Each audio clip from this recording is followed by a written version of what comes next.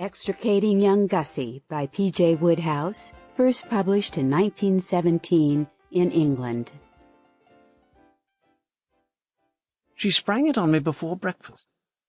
There, in 7 words, you have a complete character sketch of my Aunt Agatha. I could go on indefinitely about brutality and lack of consideration. I merely say that she routed me out of bed to listen to her painful story somewhere in the small hours.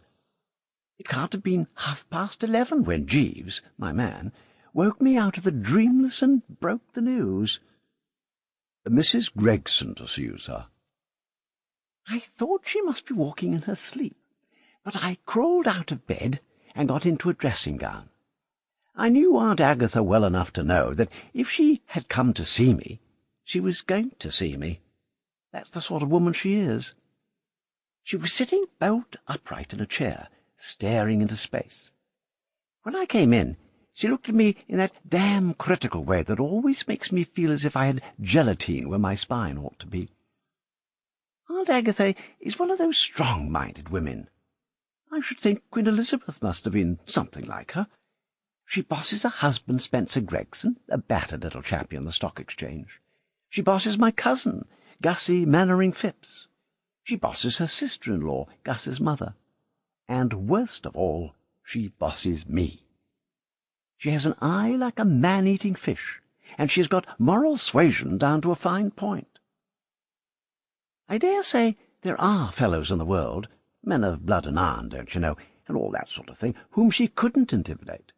But if you're a chappie like me, fond of a quiet life, you simply curl into a ball when you see her coming and hope for the best. My experience is that when Aunt Agatha wants you to do a thing, you do it, or else you find yourself wondering why those fellows in the olden days made such a fuss when they had trouble with the Spanish Inquisition. "Hello, Aunt Agatha," I said.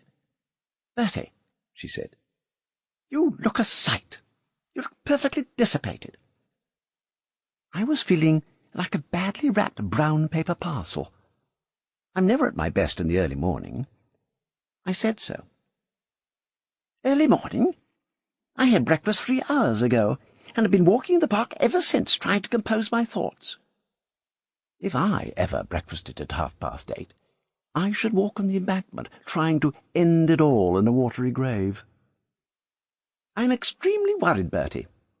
That is why I've come to you." And then I saw she was going to start something, and I bleated weakly to... Sample complete. Ready to continue?